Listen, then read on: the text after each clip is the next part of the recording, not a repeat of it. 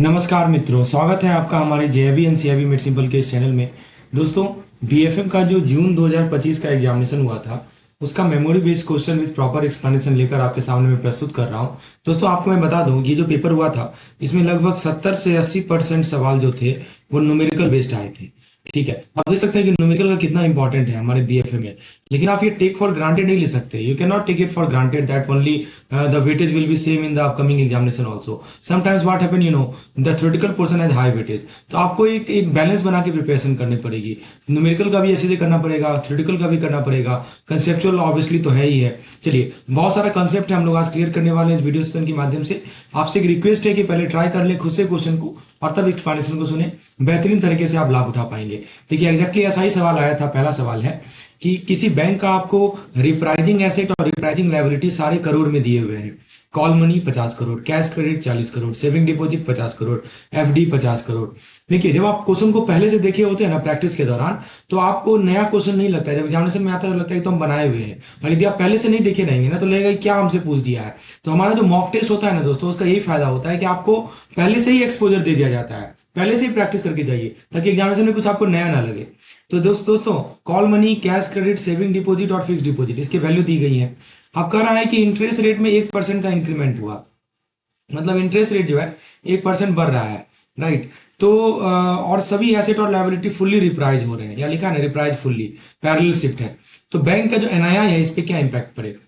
Option दे रखा है बढ़ जाएगा 1 करोड़ से, बी कर रहा है घट जाएगा 1 करोड़ से, एनआईआई वो से अनचेंज रहेगा, और एनआईआई जो है 0.5 करोड़ से घट जाएगा। है तो बहुत सिंपल सवाल, लेकिन टाइम कंस्ट्रेंट के अंदर सॉल्व करना वो अलग बात होती है। हो सकता है कि अभी आप बैठ के आराम से सॉल्व कर लें, लेकिन जब एग्जामिनेशन में कम समय रहता है, उसमें सॉल्व करना होता है, तो आपको लॉजिकली समझ में आना है। चलिए, हम लोग सॉल्व करते हैं इसको। तो ऑप्शन नंबर ए को देखते हैं, क्या कर रहा है 1 करोड़ से बढ़ जाएगा। अगर आपको लगता है कि एनआईआई इंक्रीज होगा, इसका मतलब कि आप मान रहे हैं कि बैंक के पास कैसा गैप है, पॉजिटिव गैप है। समझे, पॉजिटिव गैप का मतलब यह होता है कि जो एसेट है वो लायबिलिटी के कंपैरिजन में ज्यादा है। आप ये मान रहे हैं, राइट। तो एसेट है लायबिलिटी के कंपैरिजन में ज्यादा, तो इंटरेस्ट रेट बढ़ने पर बैंक को एक्स्ट्रा इनकम मिलेगा। लेकिन यहाँ पे ऐसा केस नहीं है। अब यहाँ पे देखिए, इसमें लायबिलिटी कौन है, इसमें एसेट कौन है। कॉल मनी क्या है दोस्तों, कैश क्रेडिट क्या है, सेविंग डिपॉजिट। देखिए, ये दोनों डिपॉजिट वाला पोर्शन जो है बैंक की लायबिलिटी है, और ये ऊपर वाले दोनों एसेट है। ठीक है ना। एसेट 90 करोड़ है और लायबिलिटी हमारा 100 करोड़ है। यहाँ तो लायबिलिटी ज्यादा है एसेट से, तो ऑप्शन ये तो होगा ही नहीं। देखिए, ऑप्शन को कैसे छांटना है वो मैं बता रहा हूँ। क्या लॉजिक अप्लाई करना है छांटने के लिए, जरा समझिए। How to eliminate the option. तो आप पहला ऑप्शन कह रहा है एनआईआई जो 1 करोड़ से बढ़ जाएगा। अब आप सोचिए, एनआईआई जब बढ़ता है तो पॉजिटिव गैप माना जाता है, और गैप पॉजिटिव का मतलब कि एसेट जो है लायबिलिटी से ज्यादा है। लेकिन यहाँ पे हम देख रहे हैं कि लायबिलिटी एसेट से ज्यादा है, तो ऑप्शन ये तो होगा नहीं। चलिए, ऑप्शन बी पे आते हैं। तो ऑप्शन बी को आइए इसको इसको कंसेप्चुअली सॉल्व भी कर लेते हैं हम लोग। Let's solve this question. देखिए, ऑप्शन बी में क्या कर रहा है कि NII will decrease by 1 crore. तो बैंक के पास एसेट कितने हैं, यहाँ मैं लिख देता हूं कि बैंक के पास जो टोटल एसेट है,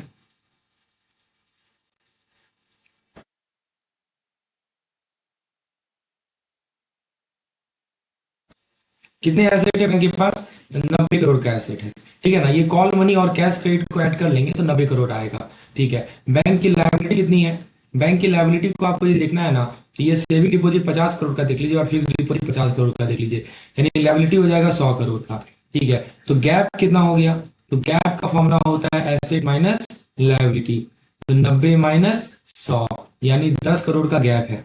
इसको हम लोग क्या बोलते हैं, नेगेटिव गैप। आप देख रहे हैं नेगेटिव आ रहा है। ठीक है ना। इसको क्या बोलते हैं हम लोग, निगेटिव गैप। ठीक है। तो देखिए, एसेट पे बैंक को मिलेगा एक्स्ट्रा कितना, 0.9 करोड़। जो इनका एसेट है उस पे क्या, देखिए क्या कर रहा है कि 1% increase in interest rate and all the asset and liability reprise fully. दोस्तों, एसेट पे जो है, एसेट कितना है हमारा, 90 करोड़ है। इसका 10% कितना हो जाएगा, सॉरी 10% नहीं, 1%। तो एसेट हमारा 90 करोड़ है। जस्ट वेट अ मिनट, मैं आपको समझा देता हूँ। एसेट है हमारा 90 करोड़, इसका 1% कितना हो जाएगा, इसका 1% हो जाएगा 0.9 करोड़। ठीक है। तो दोस्तों, एसेट पर बैंक को मिलेगा एक्स्ट्रा 0.9 करोड़, और लायबिलिटी पे बैंक को देना पड़ेगा 1 करोड़, क्योंकि 100 का 1% निकालेगा तो 1 करोड़ है। तो एसेट पे बैंक को मिलेगा एक्स्ट्रा 0.9 करोड़ और लायबिलिटी पे बैंक को 1 करोड़ देना पड़ेगा। लेकिन कैलकुलेशन को सिंप्लीफाइड फॉर्म में रखें तो आप ऐसा लिख सकते हैं कि negative gap into rate change. क्या लिख सकते हैं, negative gap multiplied by rate change. समझे। तो 10 करोड़ का नेगेटिव गैप है और रेट चेंज है 1% का, यानी कुल मिलाकर इसको यदि 10 करोड़ का 1% निकालें तो ऐसा नहीं हो सकता, लिख सकते 1 करोड़ का लॉस होगा। समझे। तो इसलिए एनआईआई जो है ना डिक्रीज कर जाएगा 1 करोड़ से, समझे। एक्चुअली ये एक 10 करोड़ का 1%, 1 करोड़ नहीं होगा, ये 10 लाख होगा, समझे। तो एक्चुअली यहाँ पे 1 करोड़ नहीं होगा, यहाँ पे 10 लाख होगा, 10 lakh. It will decrease by 10 lakh, not 1 crore. तो एनआईआई डिक्रीज करेगा, ये बात आपको समझ में आ रही है। और कितना डिक्रीज करेगा? 10 लाख। तो यहाँ पे ऑप्शन में 1 करोड़ नहीं है, इसको करोड़ को मैं हटा देता हूँ, ये 10 लाख होगा। तो ऑप्शन नंबर बी हमारा करेक्ट है, समझे। तो ये ध्यान रखना है। ऑप्शन नंबर सी करा है कि एनआईआई अनचेंज रहेगा। ये तब अनचेंज रहता, ठीक है, जब एसेट और लायबिलिटी दोनों इक्वल होते हैं। जब भी आपका एसेट और जब भी आपका लायबिलिटी दोनों इक्वल होता है ना, तो हमारा एनआईआई अनचेंज होता है, मतलब कोई गैप ही नहीं होता। तो रेट चेंज का कोई इफेक्ट ही नहीं है, कि इफेक्ट एनआईआई पे नहीं पड़ता है। लेकिन यहाँ पे तो नेगेटिव गैप है, तो अनचेंज वाली बात गलत है। और डी का रहा है कि एनआईआई 0.5 करोड़ से घट जाएगा। अगर किसी को लगता है कि सिर्फ आधा करोड़ का लॉस होगा, तो इसका मतलब है कि उसने कैलकुलेशन गलत की है, ठीक है ना। एक्चुअली 0.1 करोड़ होगा, ठीक है ना। ऐसे यहाँ पे ज्यादा सही होता तो 0.1 करोड़ हम लिखते। इसका सही जवाब है 0.1 crore. NII will decrease by 0.1 crore, समझे। तो दोस्तों इससे हमने क्या क्या चीजें सीखी? इस क्वेश्चन से हमने 2-3 चीजें सीखी कि पहले आपको गैप निकालना आना चाहिए, समझे। तो गैप आप कैसे निकालेंगे? तो यहाँ देखिए, हाँ 0.1 करोड़ होगा, गलती से वहां पे 1 करोड़ लिख दिया है ऑप्शन में, 0.1 करोड़ होगा। तो दोस्तों आप देख सकते हैं ना कि नेगेटिव गैप यदि है हमारा, यदि 1% इंटरेस्ट रेट बढ़ रहा है, तो हमारा एनआईआई जो है 1.1 करोड़ से घट रहा है, समझे। दोस्तों आपको 2-3 चीज याद रखनी है कि गैप का फॉर्मूला पता होना चाहिए। तो गैप जब भी निकालते हैं तो एसेट माइनस लायबिलिटी करते हैं। पॉजिटिव गैप का मतलब क्या होता है कि इंटरेस्ट रेट बढ़ने पे एनआईआई बढ़ता है। यदि हमारा पॉजिटिव गैप है ना, तो इंटरेस्ट रेट बढ़ेगा तो एनआईआई क्या होगा? ये भी बढ़ेगा। और यदि हमारा नेगेटिव गैप है, तो इंटरेस्ट रेट यदि बढ़ेगा तो एनआईआई क्या होता है? डिक्रीज होता है, समझे। ये 2 चीज याद रखना है। यहाँ पे गैप कितना था? -10 करोड़ था। गैप देखिए ना, गैप कितना का था? -10 करोड़ का गैप था ना, इसलिए एनआईआई 1 करोड़ क्या हो गया? घट गया। तो याद रखिएगा कि गैप यहाँ चूंकि निगेटिव है, तो इंटरेस्ट रेट बढ़ने पे एनआईआई घटेगा। और यहाँ पे इसीलिए एनआईआई जो है हमारा 0.1 करोड़ घट जाएगा, यानी 10 लाख घट जाएगा। चलिए अगले सवाल की ओर बढ़े। अब देखिए अगला सवाल बहुत इंटरेस्टिंग सवाल है। ये कंसेप्ट बेस्ड क्वेश्चन है। आपके सामने एक टेबल दिया हुआ है। तो ये एक बैंक है, ये यहाँ पे मैं रो बना लेता हूँ। ये बैंक है, ये टियर 1 कैपिटल है और ये टोटल कैपिटल है, समझे। तो बैंक 4 बैंक दिए गए हैं, A B C D. 4 bank ने अपने कैपिटल रेशियो को रिपोर्ट किया as a percentage of RWA. ये सब के सब परसेंटेज है, 8.2%, 9%, 7.9%, 8.1%, ठीक है। एक तो टियर 1 कैपिटल का रिपोर्ट किया है और टोटल कैपिटल को रिपोर्ट किया है। तो आरबीआई का नॉर्म क्या कहता है वो आपको पता होना चाहिए। सवाल ये कर रहा है कि कौन सा बैंक जो है ना टियर 1 और टोटल कैपिटल नॉर्म को कंप्लाई नहीं कर रहा, ए बी सी या डी। बताइए कौन सा बैंक टियर 1 कैपिटल नॉर्म या कि टोटल कैपिटल के नॉर्म को कंप्लाई नहीं कर रहा, फॉलो नहीं कर रहा, ये सवाल है।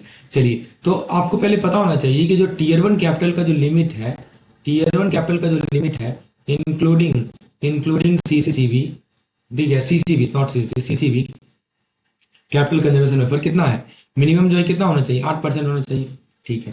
और जो हमारा टोटल कैपिटल है, इसका जो लिमिट है इंक्लूडिंग सीसीबी, ये कितना है? 11.5% है, ये पता है ना। तो बस 2 नंबर याद रखिए, 8% और 11.5%।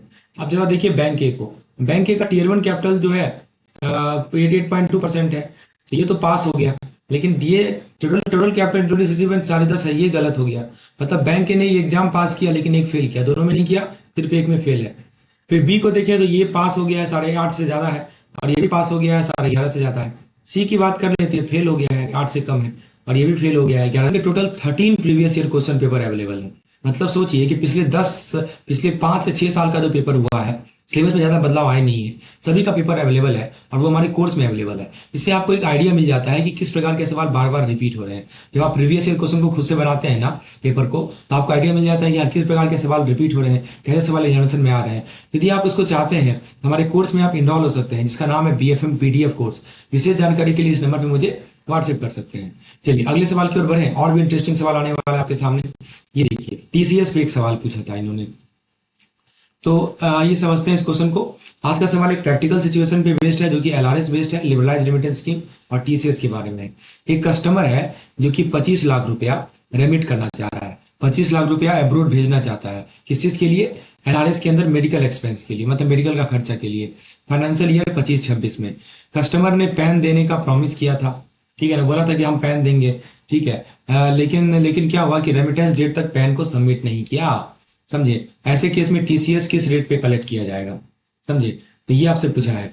0%, 5%, 5% ऑन 18 लाख, 10% ऑन 18 लाख। एक में देखिए 0% लिखा है, एक में लिखा है 5% ऑन 25 लाख, और एक में लिखा है 5% ऑन 18 लाख।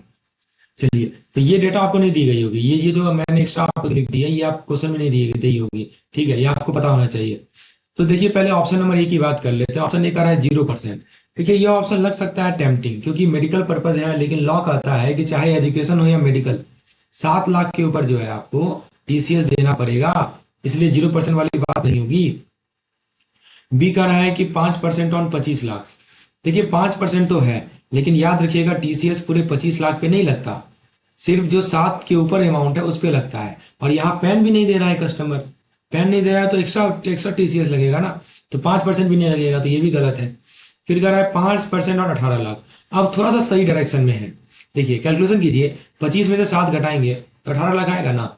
ठीक है, 18 लाख टैक्सेबल है, क्योंकि 7 लाख के ऊपर जो अमाउंट होता है वो टैक्सेबल होता है, ये कहता है। तो 18 लाख हमारा टैक्सेबल है। नॉर्मल केस में अगर पेन दिया होता तो 5% लगा देते, लेकिन पेन ही नहीं दिया है तो 5% डबल हो जाता है, ये गलत हो।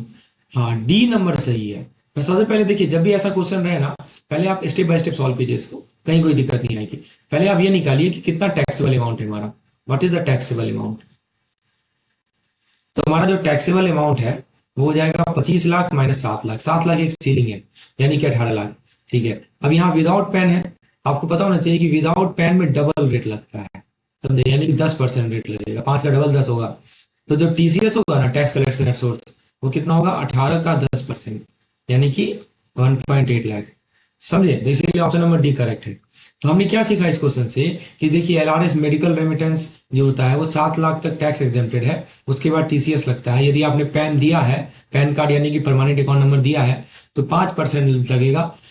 यदि पैन और आधार मिसिंग है तो 10% लगेगा। तो याद रखिएगा, कैलकुलेशन हमेशा 7 लाख पे होता है, यानी 7 लाख के ऊपर क्या अमाउंट है उस पर डिसाइड होता है। समझे, चलिए, यही कंसेप्ट है, इस पे ही सवाल पूछा, एक कंसेप्चुअल क्वेश्चन पूछा जा रहा है, समझे ना। यही आजकल का क्वेश्चन का खासियत है कि डायरेक्ट फैक्ट बेस्ड क्वेश्चन आपका जमाना गया, अब कंसेप्चुअल क्वेश्चन पे सवाल आता है। इसलिए जरूरी है कि हम लोग सभी तरह के केस स्टडी को पहले से एक्सपोज कर लें। मैं लाइव सेशन भी लेता हूं अपने चैनल पे, और लाइव सेशन के माध्यम से इसी प्रकार के क्वेश्चन आपको करवाता हूं, ताकि पहले से प्रैक्टिस किया रहेगा, एग्जाम में आपको बिल्कुल नया नहीं लगेगा ये तो हम ऑलरेडी पढ़े हुए हैं, बस कॉन्फिडेंट रहेंगे, आप तुरंत सॉल्व कर लेंगे। और यही फायदा होता है दोस्तों हमारे कॉम्प्रिहेंसिव प्लान और क्रैश कोर्स का। तो विशेष जानकारी के लिए डिस्क्रिप्शन सेक्शन में मैंने कोर्स का लिंक दे रखा है, आप वहां जाके उसे देख सकते हैं। आइए सवाल को जरा पढ़ते हैं, क्या कर रहा है ये क्वेश्चन। बहुत इंटरेस्टिंग क्वेश्चन है, एलसी से रिलेटेड है। देखिए, सब टॉपिक हो गया, एक टॉपिक हमारा टीसीएस वाला देख लिया। उससे पहला जो क्वेश्चन था वो हमने सबसे पहला क्वेश्चन हमने क्या देखा था, the first question was yes gap वाला, यानी इंटरेस्ट रेट रिप्राइसिंग वाला। फिर हमने टीसीएस देखा। अब देखिए थर्ड क्वेश्चन एलसी पे आ जाते हैं। तो इसमें क्या कर रहा है दोस्तों कि एबीसी एक्सपोर्ट के पास एक कंफर्म्ड एलसी है, यहाँ देखिए नाम दिया गया एबीसी एक्सपोर्ट, इनके पास कंफर्म्ड एलसी है, समझे, कंफर्म लेटर ऑफ क्रेडिट है, जो संडे को एक्सपायर होता है, विच एक्सपायर ऑन द संडे। लेकिन उससे पहले ही एक हरिकेन आ जाता है, क्या जाता है, हरिकेन आ जाता है, जिस कारण से अगले 3 दिन यानी कि मंडे से लेके वेडनेसडे तक बैंक बंद रहेगी। ठीक है, बैंक बंद हो जाता है। बैंक खुलता है कब, थर्सडे को। ठीक है, तो सवाल है कि क्या ये प्रेजेंटेशन वैलिड है। तो देखिए, बेनिफिशियरी ने डॉक्यूमेंट को प्रेजेंट किया थर्सडे को, तो यूसीपी 600 के अनुसार और बैंकिंग प्रैक्टिस के अनुसार इस डॉक्यूमेंट प्रेजेंटेशन का क्या स्टेटस होगा। तो ऑप्शन ए कह रहा है कि document must be presented on और before the original expiry date, LC will lapse if not presented on Sunday. B कह रहा है कि document must be presented on और before the next working day, presentation is valid. C कह रहा है कि एलसी कैंसिल हो जाएगा क्योंकि एक्सपायरी डेट जो है हॉलीडे था, चाहे वो सब्सिक्वेंट क्लोजर कितना भी हो। और डी कह रहा है कि document can never be presented after the calendar expiry date except with applicant consent. चलिए ऑप्शन ए की बात कर लेते हैं पहले। तो ऑप्शन ए दोस्तों ये लगता तो है लॉजिकल, क्योंकि एक्सपायरी डेट संडे थी, लेकिन ध्यान रखिएगा कि संडे बैंक हॉलीडे है ना। संडे जो है ये कौन सा दिन है, ये तो बैंक हॉलीडे है ना दोस्तों, समझे। और यूसीपी 600 के रूल के हिसाब से अगर एक्सपायरी डेट हॉलीडे पे फॉल करता है तो अगले वर्किंग डे आपको अलाउ होता है, तो सिर्फ संडे तक लिमिट करना गलत है। बी नंबर बिल्कुल सही है, क्योंकि दोस्तों रूल यही कहता है कि अगर एक्सपायरी डेट हॉलीडे हो तो नेक्स्ट वर्किंग डे तक प्रेजेंटेशन वैलिड है। और अगर अनफॉर्सिन क्लोजर हो जाए, अब ये जो हरिकेन आ गया, ये हरिकेन अनफॉर्सिन क्लोजर ही तो है, किसी के हाथ में तो ही था, ये अनफॉर्सिन है, जिसने कभी सोचा भी नहीं था। यदि कोई अनफॉर्सिन मान लीजिए कि क्लोजर आ गया आ जाए, तो जैसे कि हरिकेन हो गया, तो जब बैंक रीओपन होगा तब तक वेट करना अलाउड है। ठीक है ना, तो कब तक अलाउड है आपको, रीओपनिंग टाइम तक। तो जब तक बैंक रीओपन होगा तब तक वेट करना पड़ेगा, समझे। इसीलिए यहाँ पे थर्सडे को प्रेजेंटेशन परफेक्टली वैलिड है, बैंक को ऑनर करना ही पड़ेगा ये, समझे। बी नंबर सही है। सी कह रहा है कि एलसी कैंसिल हो जाएगा, ये तो ऑप्शन स्ट्रिक्ट लग रहा है, लेकिन प्रैक्टिकल बैंकिंग में ऐसा होता नहीं है। यूसीपी 600 बेनिफिशियरी के इंटरेस्ट प्रोटेक्ट करता है, इसीलिए एक्सपायरी हॉलीडे होने के वजह से कैंसिल नहीं होता। डी कर रहा है कि डॉक्यूमेंट को प्रेजेंट नहीं कर सकते, ये भी गलत है। रूल क्लियरली अलाउ करता है कि एक्सपायरी डेट अगर हॉलीडे हो तो अगला वर्किंग डे वैलिड होता है। इसका सही जवाब है ऑप्शन नंबर बी। दोस्तों याद रखिएगा कि एलसी एक्सपायरी डेट अगर हो, एलसी एक्सपायरी जो है अगर हॉलीडे पे हो रहा हो तो नेक्स्ट वर्किंग डे तक वैलिड होता है। अगर मान लीजिए कुछ अनफॉर्सीन क्लोजर आ जाए, अगर मान लीजिए कोई अनफॉर्सीन क्लोजर आ जाए, जैसे नेचुरल डिजास्टर, स्ट्राइक, हरिकेन, तो जब बैंक रीओपन होगा, ठीक है ना, जब बैंक रीओपन होगा उस दिन प्रेजेंटेशन अलाउड है। बेनिफिशियरी के राइट प्रोटेक्ट होते हैं यूसीपी 600 के अंदर।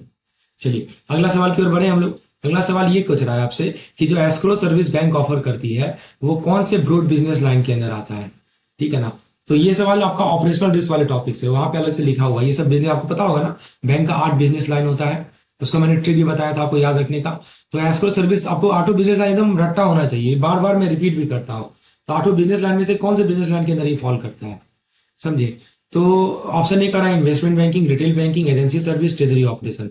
देखिए दोस्तों, इन्वेस्टमेंट बैंकिंग का मतलब होता है कंपनी को आईपीओ, ठीक है ना, कंपनी को आईपीओ, कंपनी को मर्जर, कंपनी को एक्विजिशन, समझे, इन सब ये सब बड़े फाइनेंशियल डील में हेल्प करना, यही होता है इन्वेस्टमेंट बैंकिंग।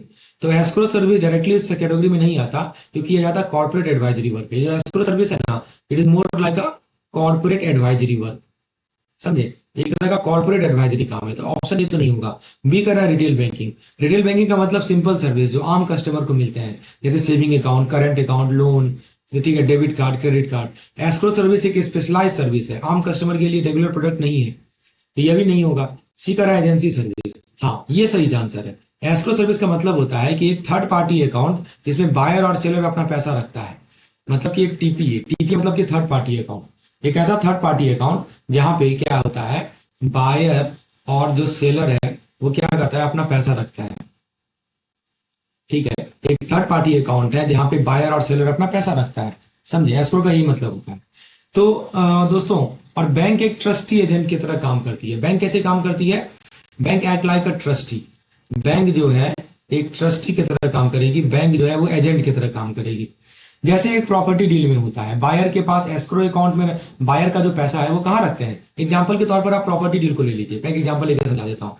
जैसे कि आप प्रॉपर्टी डील को ले लीजिए, तो प्रॉपर्टी डील में क्या होता है कि जो बायर का पैसा है वो कहाँ रखते हैं, बायर का पैसा एस्क्रो अकाउंट में रखा जाता है, समझे।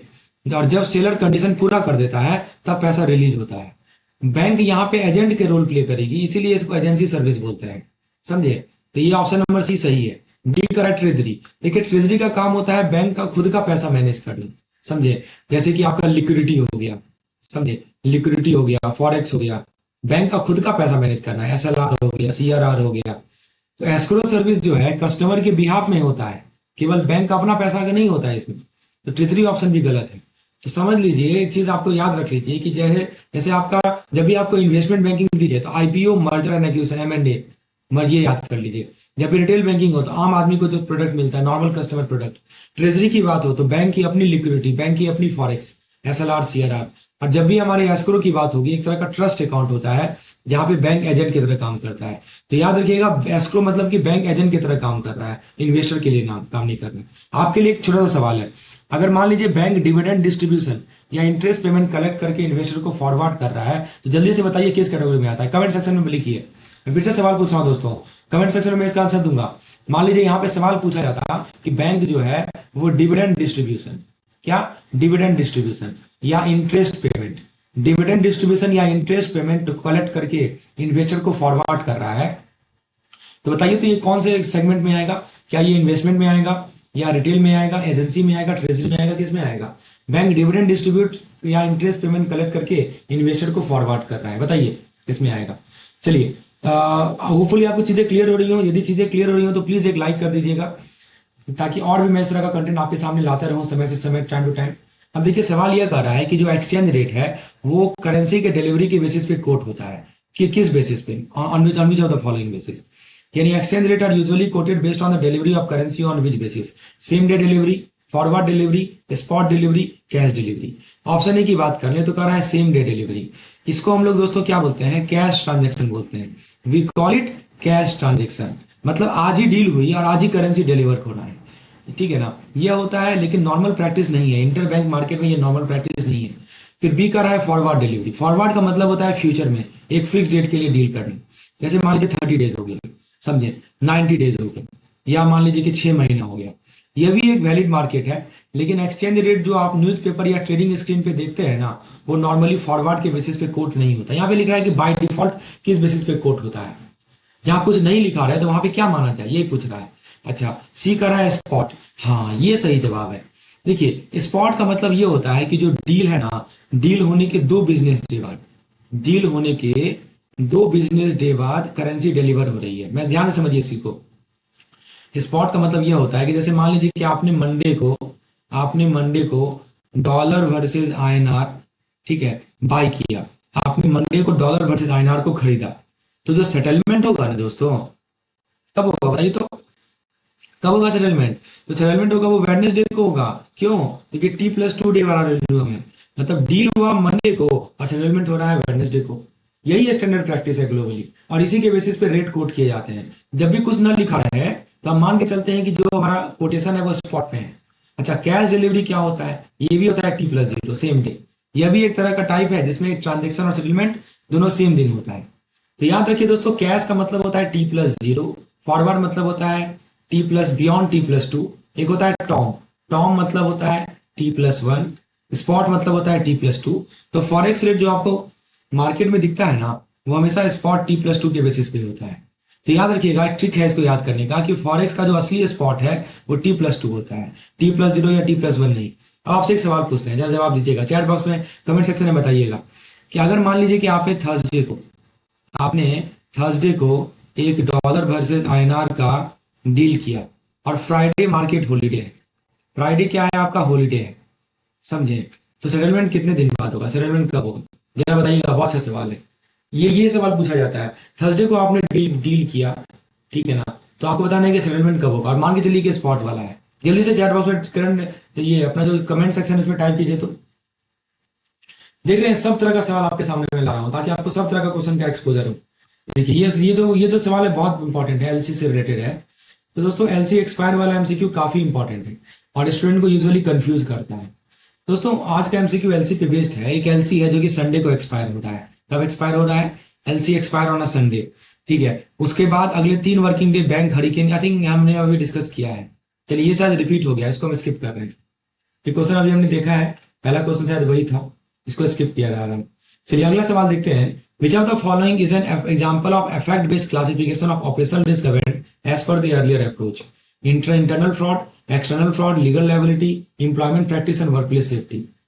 दोस्तों, ये ऑपरेशन रिस्क एमसीक्यू थोड़ा टेक्निकल है, लेकिन अगर सिंपल एग्जांपल के साथ समझाया गया तो इजीली क्लियर हो जाता है। तो मैं आपके लिए बहुत ही सिंपल भाषा में समझाने वाला हूं। चलिए दोस्तों, सवाल ये कर रहा है कि कौन सा एग्जांपल है इफेक्ट। आपको पता होगा ना, ऑपरेशन रिस्क में एक इफेक्ट बेस होता है, एक इवेंट बेस होता है। तो कौन सा इफेक्ट बेस्ड ट्रांजैक्शन का क्लासिफिकेशन का एग्जांपल है? चलिए ऑप्शन देखते हैं एक एक करके। पहला ऑप्शन ये कर रहे हैं इंटरनल फ्रॉड। ठीक है, इंटरनल फ्रॉड का मतलब है कि बैंक के अपने एम्प्लॉय, बैंक के जो ऑन एम्प्लॉय हैं, ठीक है ना, बैंक के जो ऑन एम्प्लॉय हैं उनके द्वारा फ्रॉड करना। जैसे मान लीजिए कि मनी का आपका मिस एप्रोप्रिएशन हो गया, मनी का मान लीजिए मिस एप्रोप्रिएशन हो गया, समझिए। ये जो है ना इवेंट बेस्ड क्लासिफिकेशन का बेस्ट एग्जांपल है, क्योंकि दोस्तों ये जो काउज है या ये इवेंट पर बेस्ड है ना, ये काउज या इवेंट पर बेस्ड फोकस कर रहा है, न कि आउटकम पर। It is focusing on cause, it is focusing on event, it is not outcome focused. समझे बात को? चलिए, बी कर रहा है एक्सटर्नल फ्रॉड। एक्सटर्नल फ्रॉड का मतलब होता है कि बैंक के कस्टमर, बैंक के जो कस्टमर हैं या जो आउटसाइडर हैं, बैंक के कस्टमर या आउटसाइडर द्वारा फ्रॉड करना, समझे। यह भी हमारा इवेंट बेस्ड होता है। देखिए, 2 तरह का होता है, इफेक्ट बेस्ड, इवेंट। समझने का प्रयास कीजिएगा दोस्तों, रटने का प्रयास कभी मत कीजिएगा, नहीं तो रटिएगा तो कुछ उल्टा सीधा कर दीजिएगा। देखिए, इंटरनल फ्रॉड में क्या बताया आपको कि बैंक के अपने एम्प्लॉय द्वारा फ्रॉड करना, जैसे मनी मिस एप्रोप्रिएशन, समझे। यह भी इवेंट बेस्ड होता है क्योंकि यह काउज इवेंट पे फोकस करता है। उसी तरह एक्सटर्नल फ्रॉड भी क्या होता है, कस्टमर या आउटसाइडर के द्वारा फ्रॉड करना, यह भी इवेंट बेस्ड होता है, काउज फोकस्ड है, इसलिए इफेक्ट बेस्ड नहीं है। लीगल लायबिलिटी, देखिए यह सही जवाब है। ये एक इफेक्ट बेस्ड क्लासिफिकेशन का मतलब क्या होता है थोड़ा समझ लीजिए। इसका मतलब है इम्पैक्ट या आउटकम के बेसिस पर रिस्क क्लासिफाई करना। मैं एक एग्जांपल लेकर समझाता हूं। इम्पैक्ट या आउटकम के बेसिस पर रिस्क को क्लासिफाई करना। जैसे मान लीजिए कि अगर बैंक किसी कॉन्ट्रैक्ट के वायलेशन के कारण लॉ सूट फेस करता है, मैं इसको एग्जांपल लेके समझा रहा हूं। What is the meaning of this effect based classification. मान लीजिए कोई बैंक है, ठीक है, जस्ट वेट अ मिनट, हाँ, कोई बैंक है, ठीक है। अब ये बैंक जो है ना, वो किसी कॉन्ट्रैक्ट में कुछ वायलेशन हो गया, कॉन्ट्रैक्ट वायलेट हो गया, इसके कारण जो है लॉ सूट फेस कर रहा है, समझे। तो ये हमारा एक तरह का लीगल लायबिलिटी हो जाएगा, this will be the legal liability. ये क्या हो जाएगा, हमारा लीगल लायबिलिटी हो जाएगा, समझे। अगर कोई इन्वेस्टमेंट लॉस होती है, मान लीजिए कि कोई इन्वेस्टमेंट लॉस हो जाती है, तो ये राइट डाउन हो जाएगा, it will be write down, समझे बात को। अगर बैंक को रिकोर्स लॉस हो जाता है तो ये हो जाएगा हमारा लॉस ऑफ रिकोर्स। तो सब के सब आउटकम है, यानी कि इफेक्ट पर फोकस है, ना कि इवेंट पर। फिर से मैं बता दूं, इफेक्ट बेस्ड क्लासिफिकेशन का मतलब होता है कि इंपैक्ट या आउटकम के बेसिस पर रिस्क क्लासिफाई करना। इंपैक्ट या आउटकम के बेसिस पे हम रिस्क को क्लासिफाई कर रहे हैं। जैसे आपने देखा, बैंक किसी कॉन्ट्रैक्ट के वायलेशन के कारण लॉसूट फेस करता है, तो आउटकम है लीगल लायबिलिटी कहलाएगा। जैसे कोई इन्वेस्टमेंट लॉस होती है, आउटकम है राइट डाउन कहलाएगा। अगर बैंक को रिकोर्स लॉस हो जाता है तो लॉस ऑफ रिकोर्स है। तो सब के सब आउटकम है। जैसे पहला केस में क्या देखा आपने कि बैंक मान लीजिए कि कॉन्ट्रैक्ट का वायलेट किया, तो उसका आउटकम क्या मिला, लीगल लायबिलिटी हो जाएगा। मान लीजिए कि कोई इन्वेस्टमेंट लॉस होती है, तो उसका आउटकम क्या मिलेगा, राइट डाउन हो जाएगा। सब के सब आउटकम बेस्ड है। तो दोस्तों, जब भी आउटकम बेस्ड चीज आता है ना, तो उसका वो हमारा इफेक्ट बेस्ड होता है। और जब भी काउज वाला आता है तो इवेंट बेस्ड होता है। फिर डी को देखिए क्या कर रहा है, employ practice and workplace safety. यह भी हमारा इवेंट बेस्ड है, क्योंकि जैसे वर्कप्लेस एक्सीडेंट हो जाना, डिस्क्रिमिनेंट कंप्लेन हो जाना, समझे। तो ये सब के सब है हमारे। तो फ्रेंड्स, ये सब काउच फोकस्ड है, ये सब जो है ना हमारे काउच फोकस्ड है, इवेंट फोकस्ड नहीं है। सही जवाब है इसका ऑप्शन नंबर सी। तो याद रखिए दोस्तों, इफेक्ट बेस्ड, एक वर्ड मैं आपको समझा देता हूं हमने क्या सीखा इस क्वेश्चन से, कि जब भी आपको कंपेयर करना हो, इफेक्ट बेस्ड हमारा आउटकम बेस्ड होगा, इफेक्ट बेस्ड हमारा इंपैक्ट बेस्ड होगा। देखिए दोस्तों, ये हमारा आउटकम या इंपैक्ट बेस्ड होगा। जैसे कि एग्जाम्पल के तौर पर आपका लीगल लायबिलिटी होना, या राइट डाउन होना, या मान लीजिए लॉस ऑफ रिकोर्स होना। लेकिन दूसरी तरफ जो हमारा इवेंट बेस होता है, वो क्या होता है, वो काउज या इवेंट पर बेस्ड होता है। जैसे कि आपका internal fraud, external fraud, employment practices. तो जो अर्लियर अप्रोच था ना हमारा, वो मोस्टली इफेक्ट बेस्ड होता था। पहले का जो अप्रोच था वो इफेक्ट बेस्ड होता था, लेकिन जो लेटेस्ट अप्रोच आया है वो इवेंट बेस्ड होने लगा है। इसका एक ट्रिक मैं आपको बता देता हूं, आप जिंदगी भर हमेशा के लिए इसको याद रखेंगे। ट्रिक क्या है दोस्तों, कि देखिए, आउटकम का रिस्क जो होगा, आउटकम का रिस्क, ठीक है, वो इफेक्ट बेस्ड होगा, ठीक है। और जो इवेंट का रिस्क होगा या काउज का रिस्क होगा, वो इवेंट बेस्ड होता है, समझे। तो आपसे एक सवाल पूछते हैं, बताइएगा, चैट बॉक्स में जवाब दीजिएगा, कमेंट बॉक्स में। अगर बैंक को सेटलमेंट पे करना पड़ता है किसी लॉसूट की वजह से, तो ये इफेक्ट बेस्ड है कि इवेंट बेस्ड है, जल्दी बताइए। बैंक को सेटलमेंट पे करना पड़ रहा है किसी लॉसूट की वजह से, कैसा बेस्ड है, इफेक्ट बेस्ड है या इवेंट बेस्ड है, जल्दी से जवाब दीजिएगा, कमेंट में बताइए क्या क्या आंसर होगा इसका। आपके कमेंट का मैं वेट कर रहा हूं। अगला सवाल देखते हैं, बहुत इंटरेस्ट। देखिए, मार्केट रिस्क पे सवाल आ गया, यूनिट नंबर 15, यूनिट नंबर 14। अभी जो हमने ऑपरेशन रिस्क पे सवाल देखा, यूनिट नंबर 15, कितना इंटरेस्टिंग है दोस्तों। यदि चीजें आपको क्लियर होती है ना, कंसेप्चुअल क्लैरिटी होती है ना, तो मजा आएगा क्वेश्चन को सॉल्व करने में। और हमारा जो टारगेट यही रहता है क्वेश्चन आंसर सेशन में, हमारे कोर्स में, कि आपको मजा आए, आपको चीजें दिखे, आपको चीजें समझ में आए, राइट, समझ में आए कि हाँ इवेंट बेस क्या होता है, इफेक्ट बेस क्या होता है, कैसे इसको याद किया जाए। सभी चीज हमने लेक्चर में, चाहे वो इंग्लिश लेक्चर हो या हिंदी लेक्चर हो, आसान भाषा में समझाया है। चलिए सवाल को देखते हैं, क्या कह रहा है कि जो price volatility of a bond refers to the degree of variance in it price, which combination correctly represent the factor affecting the bond price volatility. यानी जो बॉन्ड प्राइस वोलेटिलिटी होता है वो किस किस फैक्टर पे निर्भर करता है। पहला ऑप्शन कह रहा है market value, BPV and yield only. देखिए, मार्केट वैल्यू और यील्ड, समझे, ये दोनों जरूरी इंपॉर्टेंट फैक्टर। अच्छा, दूसरा कह रहा है कि market value yield volatility yield only. C कह रहा है yield volatility BPV market value only. D कह रहा है yield volatility BPV and yield only. पहले ऑप्शन नंबर ए की बात कर ले, फिर talk about the option number A. तो ध्यान रखिएगा दोस्तों कि मार्केट वैल्यू और यील्ड जरूरी इंपॉर्टेंट है। बीपीवी होता है हमारा बेसिक पॉइंट वैल्यू, ये भी इंपैक्ट करता है, लेकिन वोलेटिलिटी को इग्नोर किया गया है और यील्ड एक ही बार मेंशन है ना, इसलिए कंप्लीट नहीं है, गलत ऑप्शन है।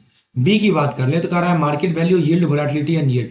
यहाँ पे यील्ड 2 बार मेंशन है और बीपीवी को इंक्लूड नहीं किया गया, तो टेक्निकल टर्म के हिसाब से ये भी सही कॉम्बिनेशन नहीं है। सी कर रहा है yield, volatility, BPV and market value. ये ऑलमोस्ट करेक्ट लगता है, सब फैक्टर कवर हो रहे हैं, लेकिन आंसर की के हिसाब से करेक्ट ऑप्शन जो है यील्ड रिपीटेड होना चाहिए। सही जवाब है इसका ऑप्शन नंबर डी। यील्ड का मतलब क्या होता है जानते हैं आप? यील्ड का मतलब होता है कि बॉन्ड का इंटरेस्ट रेट इंपैक्ट, बॉन्ड का जो हमारा इंटरेस्ट रेट का इंपैक्ट है उसको हम लोग बोलते हैं यील्ड। वोलेटिलिटी का मतलब क्या होता है कि मार्केट फ्लक्चुएशन, हमारा मार्केट क्या हो रहा है, फ्लक्चुएट कर रहा है। बीपीवी का मतलब क्या होता है, बेसिक पॉइंट वैल्यू, यानी कि हमारा जो स्मॉल इंटरेस्ट रेट में चेंज बदलाव आ रही है उसका क्या इंपैक्ट पड़ रहा है, उसको बोलते हैं बीपीवी, बेसिक पॉइंट वैल्यू। और यील्ड का मतलब क्या होता है कि इंटरेस्ट रेट का रिपीटेड इफेक्ट, 2 बार यील्ड है। जैसे मान लीजिए कि अगर आपके पास 10 साल का बॉन्ड है, मान लीजिए कि अगर आपके पास 10 साल का बॉन्ड है और मार्केट इंटरेस्ट रेट 1% ऊपर चला गया, ऊपर या नीचे जाता है, जैसा भी होता है 1% जाता है ऊपर या नीचे, तो दोस्तों प्राइस चेंज का इफेक्ट जो है ना यील्ड पे भी पड़ेगा, वोलेटिलिटी पे भी पड़ेगा, बीपीवी पे भी पड़ेगा। समझे, इन तीनों से निकालते हैं। तो दोस्तों याद रखिएगा कि बॉन्ड प्राइस वोलेटिलिटी जो होता है ना वो प्राइस फ्लक्चुएशन मेजर करता है। ये जो हमारा टर्म यहाँ पे आपको दिखा हुआ है bond price volatility, it measures the price fluctuation. ये किसका मेजर है? ये प्राइस फ्लक्चुएशन का मेजर है। समझे, यील्ड जो है आपके इंटरेस्ट रेट का इफेक्ट दिखाता है, वोलेटिलिटी आपके मार्केट प्राइस के स्विंग को बताता है, और बीपीवी जो है ना सेंसिटिविटी टू स्मॉल रेट को बताता है। तो जिसको याद रखिए, ट्रिक इसका है, इसको ट्रिक मैं आपको बता देता हूं कि लॉन्गर ड्यूरेशन, सोचिए ना, longer duration plus higher BPV plus high yield volatility, इसका मतलब ये हुआ कि प्राइस स्विंग भी काफी ज्यादा होगा।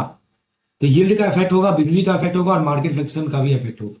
समझे, चलिए एक और सवाल देखते हैं। सवाल ये कर रहा है दोस्तों कि एक पोर्टफोलियो फुल्ली डाइवर्सिफाइड है, ज्योग्राफी, इंडस्ट्री, बॉरोवर, मार्केट और ओवरऑल रिस्क मिनिमाइज हो रहा है, क्योंकि डाइवर्सिफिकेशन से यही फायदा होता है ना, हम बोलते हैं ना don't put all your egg in one basket, यही तो होता है डाइवर्सिफिकेशन। तो रिस्क मिनिमाइज हो रहा है, लेकिन अभी भी जो है कर रहा है कि एक अनअवॉइडेबल रिस्क है, इसको क्या बोलते हैं? Basic risk. बेसिक रिस्क का मतलब होता है सिंपल एवरीडे रिस्क, जिसको हम इजीली मैनेज कर सकते हैं, ये नहीं होगा। इनहेरेंट रिस्क, बिल्कुल सही बात है। देखिए इनहेरेंट रिस्क का मतलब वो रिस्क जो नेचुरल पार्ट ऑफ इन्वेस्टमेंट का या बिजनेस का है, ठीक है ना, जो हमारा नेचुरल पार्ट ऑफ इन्वेस्टमेंट या बिजनेस का है, और चाहे आप डाइवर्सिफाई कितना भी कर लें या कभी एलिमिनेट नहीं होगा। जैसे मान लीजिए कि स्टॉक मार्केट में ओवरऑल मार्केट डाउन हो जाए, स्टॉक मार्केट में मार्केट क्या हो जाए, डाउन हो जाए, चाहे आप कितना भी डाइवर्सिफाई कर ले, ये तो रिस्क हमेशा रहेगा। अच्छा, जैसे मान लीजिए कि आपका इंटरेस्ट रेट जो है सडनली चेंज हो जाए, बढ़ जाए, घट जाए, जो भी हो जाए, तो जो हमारा फिक्स्ड इनकम पोर्टफोलियो है, उसमें भी इंपैक्ट हमेशा रहे, तो ये अनअवॉइडेबल है, इसको बोलते हैं इनहेरेंट। टाइम रिस्क का मतलब कि इन्वेस्टमेंट के होल्डिंग पीरियड के दौरान होने वाला फ्लक्चुएशन। टाइम रिस्क क्या होता है कि जो भी हमारा इन्वेस्टमेंट है ना उसका अपना एक होल्डिंग पीरियड होगा, होल्डिंग पीरियड के दौरान जो होने वाला फ्लक्चुएशन है वो टाइम रिस्क होता है। ये तो अवॉइड किया जा सकता है टाइमिंग या हेजिंग के माध्यम से। और फंडिंग रिस्क की बात कर लेना, इसका मतलब होता है लोन या कैपिटल अरेंज करने में प्रॉब्लम होना, यह भी डाइवर्सिफाई या प्रॉपर प्लानिंग से एलिमिनेट किया जाता है। तो याद रखिएगा दोस्तों, इनहेरेंट रिस्क को हम लोग कभी डाइवर्सिफाई का मतलब क्या होता है, डाइवर्सिफिकेशन से आपका स्पेसिफिक अनसिस्टमेटिक रिस्क कम होता है। इनहेरेंट रिस्क अनअवॉइडेबल है, सिस्टम वाइड है, इसको आप एलिमिनेट कर ही नहीं कर सकते, ठीक है ना। जैसे मार्केट क्रैश हो जाना, इंटरेस्ट रेट चेंज हो जाना, इन्फ्लेशन आ जाना, समझे। तो दोस्तों अगर आपने कभी ग्लोबल स्टॉक और बॉन्ड और कमोडिटी में फुली डाइवर्सिफाइड पोर्टफोलियो बनाया है और एक मार्केट क्रैश हो जाए, तो क्या रिस्क एलिमिनेट होगा या इनहेरेंट रिस्क होगा, बताइए।